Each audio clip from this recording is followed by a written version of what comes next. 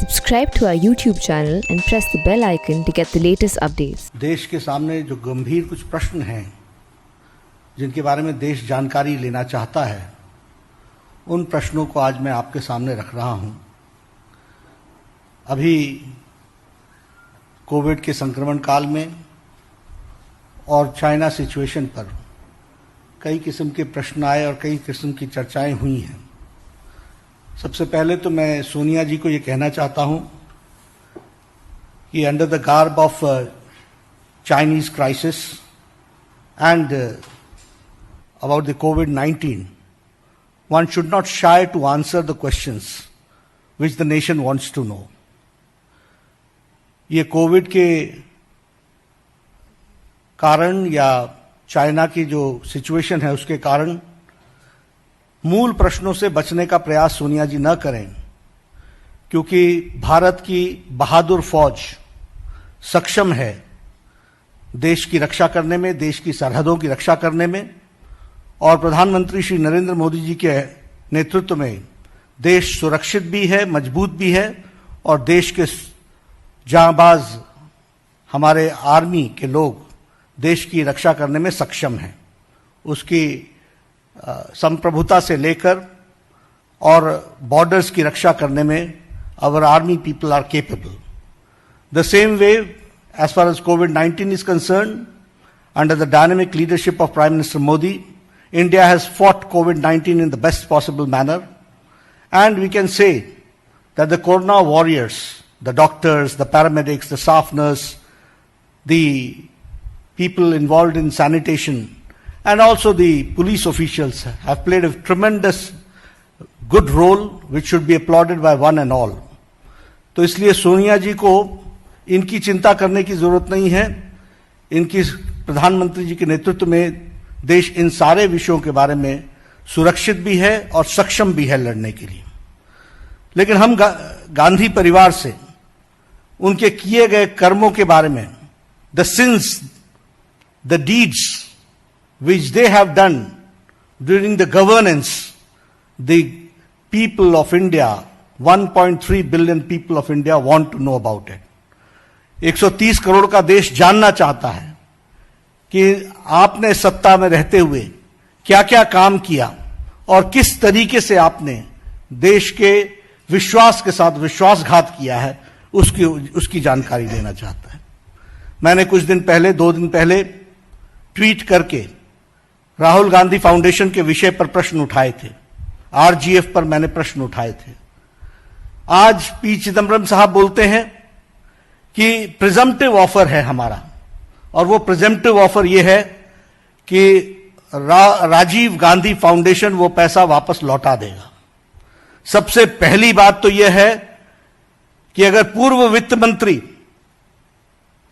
जो खुद बेल पर हो, हम समझ सकते हैं व्हाट आर द क्रेडेंशियल्स, लेकिन उसके द्वारा यह स्वीकारना होगा, इट इज एन एक्सेप्टेंस कि देश के अहित में राजीव गांधी फाउंडेशन ने फंड्स भी लिए और उन फंड्स को नैतिकता के आधार पर जो नहीं लेना चाहिए था, जो नियमों के अनुसार नहीं लेना चाहिए था, वह लेने का प्रयास हुआ है।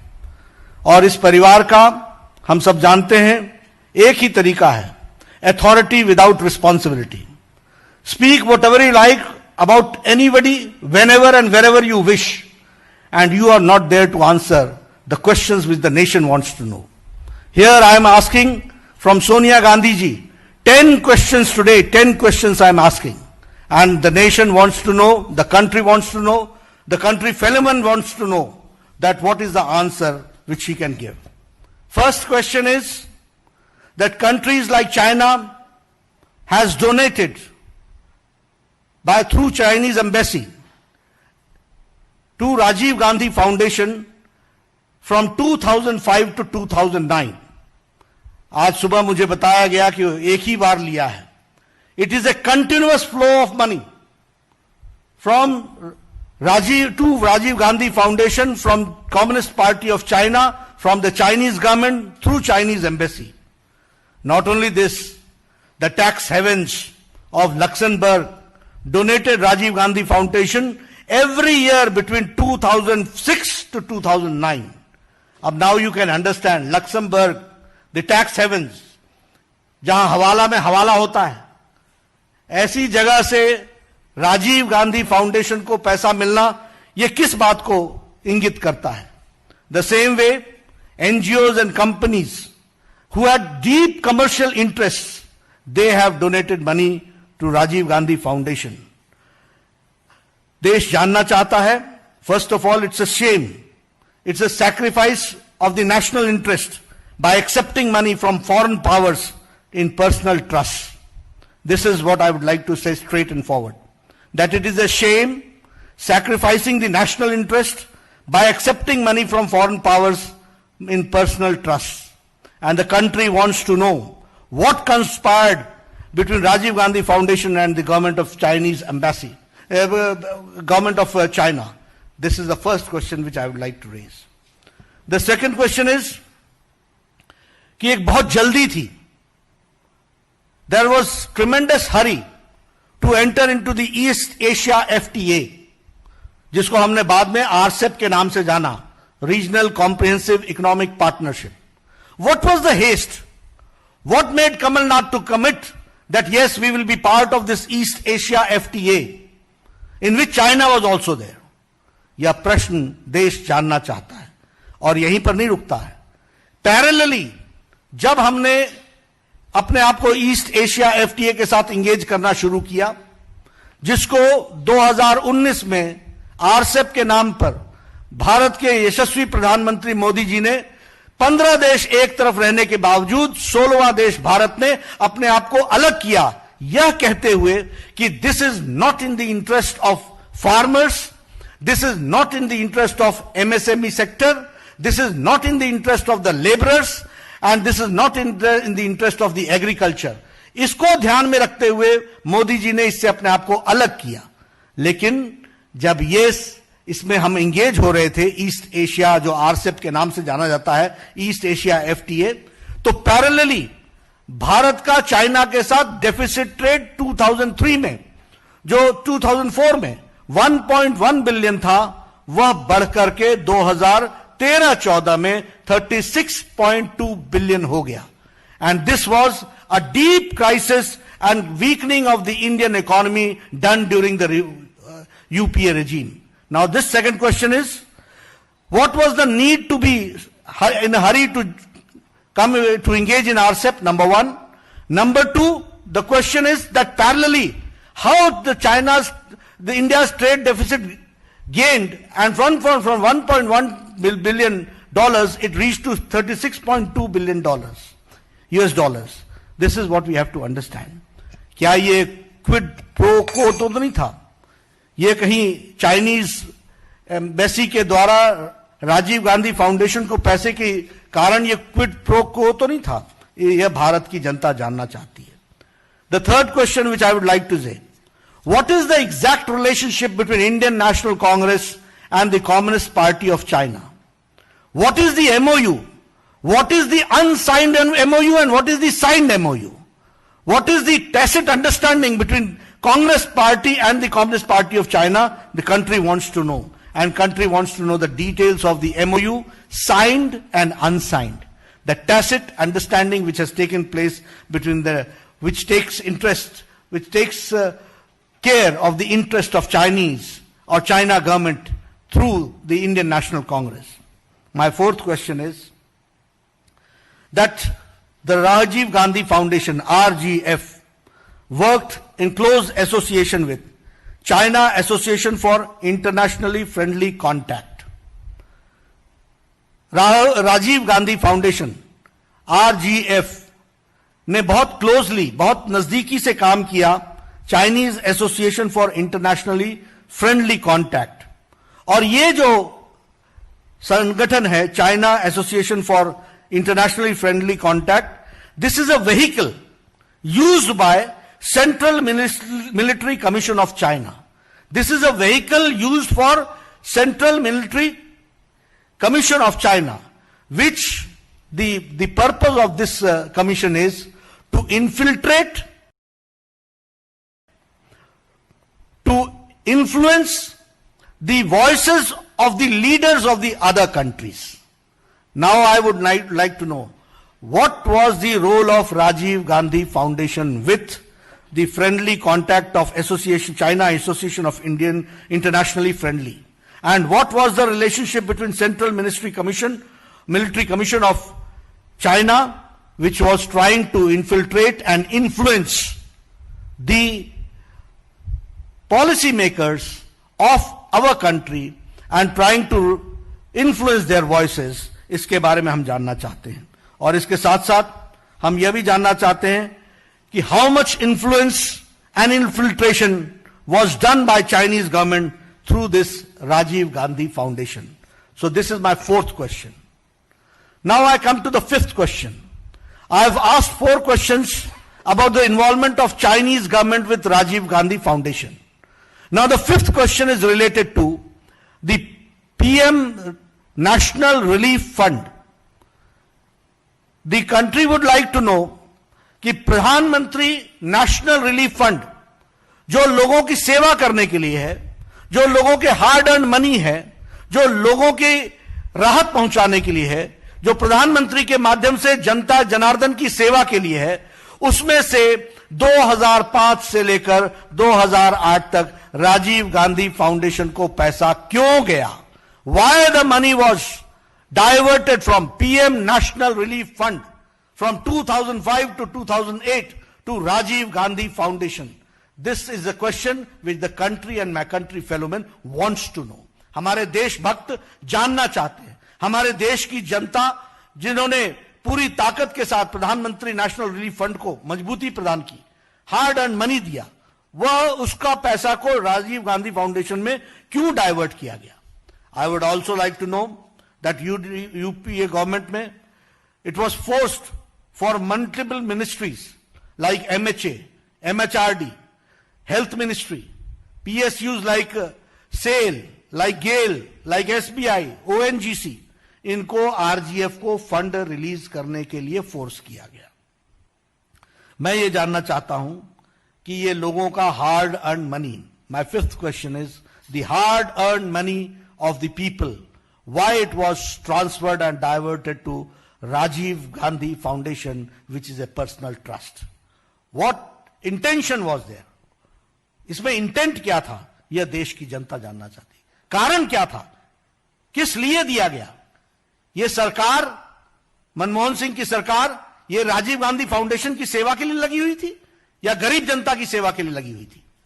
सोनिया गांधी जी के इंटरेस्ट को वॉच करने के लिए लगी थी या गरीब जनता की सेवा के लिए लगी थी? यह विषय हमको जानने की जरूरत है और यह देश भी जानना चाहता है। Rajiv Gandhi foundation took hefty donations from major Indian corporates और लोगों के लिए गरीबी का नारा लगाते रहे। The rhetoric was about poor people, गरीबी के बारे में बोलते रहे, लेकिन कॉर्पोरेट्स के साथ बड़े डोनेशंस लिए गए और बड़े डोनेशंस के जगह पर हेफ्टी कॉन्ट्रैक्ट्स दिए गए और यह था क्विड प्रो को। इसको कहते हैं क्विड प्रो को। एक तरफ से पैसे लिए गए और उसी माध्यम से, उनके इन्फ्लुएंस से हेफ्टी डोनेशंस भी लिए गए और हेफ्टी कॉन्ट्रैक्ट्स भी दिए गए। यह मेरा छठा प्रश्न है।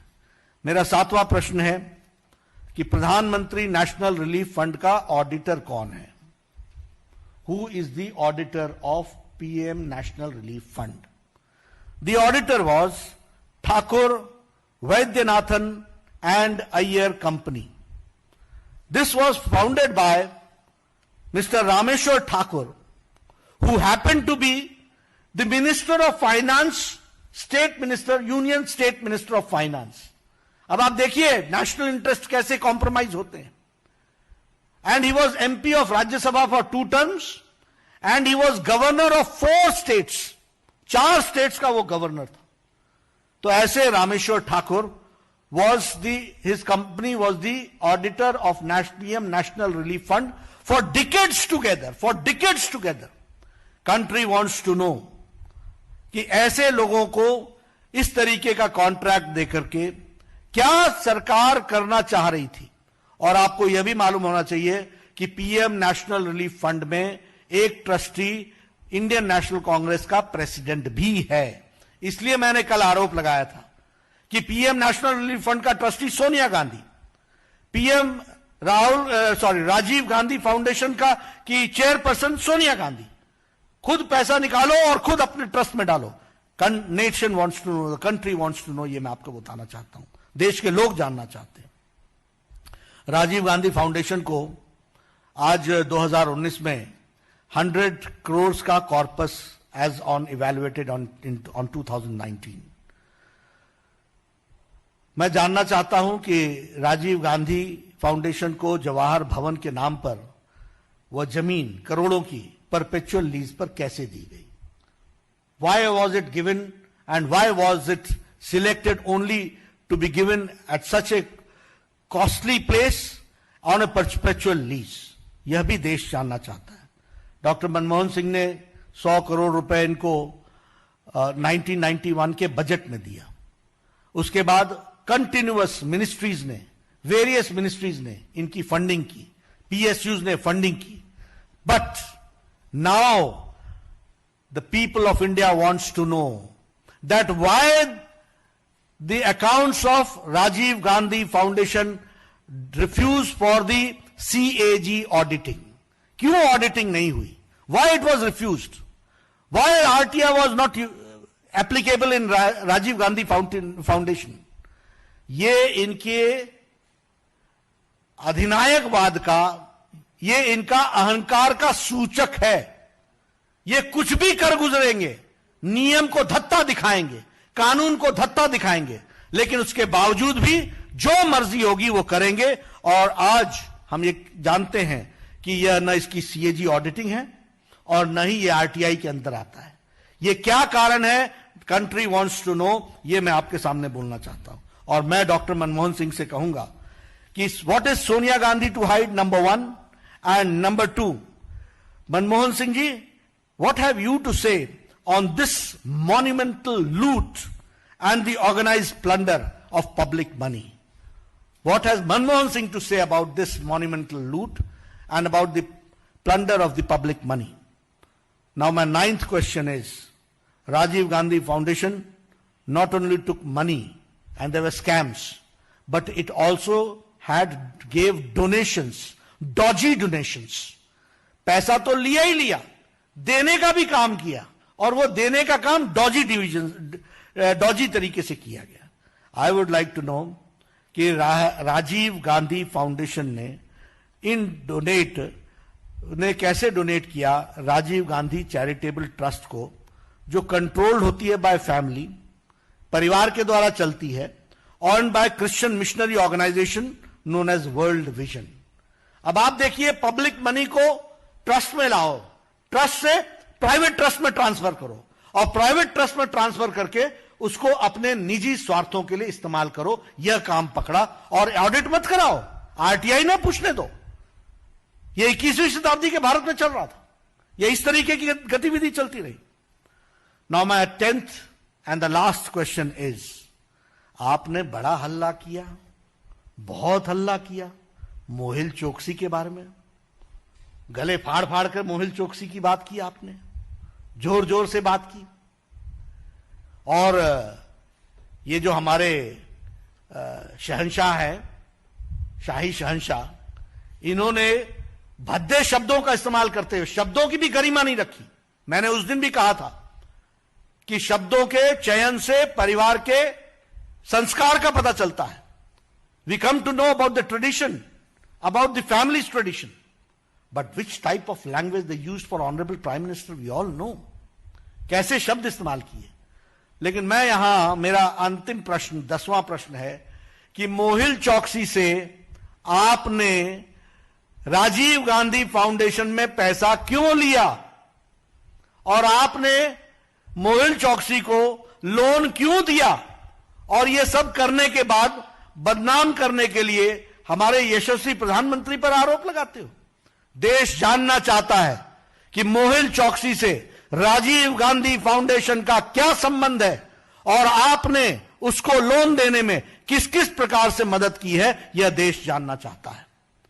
मित्रों, ये हाथी के दांत दिखाने के और हैं और खाने के और हैं। ये राजनीति लंबे समय तक आरोपित करके जिस तरीके से इन्होंने की है, भारत की जनता जाग चुकी है। मोदी जी के नेतृत्व में राजनीति की संस्कृति बदल चुकी है। Congress and corruption are synonym to each other, वह जा चुका है। आज सेवा भाव से भारत का विकास, सबका विश्वास और सबका साथ लेकर के चलने की बात है। और मैं रीइटरेट करता हूं भारतीय जनता पार्टी के राष्ट्रीय अध्यक्ष के दृष्टि से, हैसियत से, कि हमारी पार्टी यशस्वी प्रधानमंत्री श्री नरेंद्र मोदी जी के सारे कार्यक्रमों से पूरी ताकत से जनता तक पहुंचाएगी और विकास में अपना पूरा योगदान करेगी और भारत की तस्वीर बदलने में कोई कसर नहीं छोड़ेगी। और साथ ही साथ ये दोहरे चेहरे रखने वाले राजनेताओं को भी पर्दाफाश करने में हम कोई कसर नहीं छोड़ेंगे। हम इस बात को आपके सामने कहना चाहते हैं। आपने मेरी बात सुनी है, आपका बहुत बहुत धन्यवाद। देश से जो उठाए मैंने प्रश्न है, मुझे पूरा विश्वास है कि कांग्रेस पार्टी इस पर जवाब देने की हिम्मत करेगी। मैं चाहूंगा कि वह जरूर करें प्रजातंत्र के अंदर। धन्यवाद मित्रों।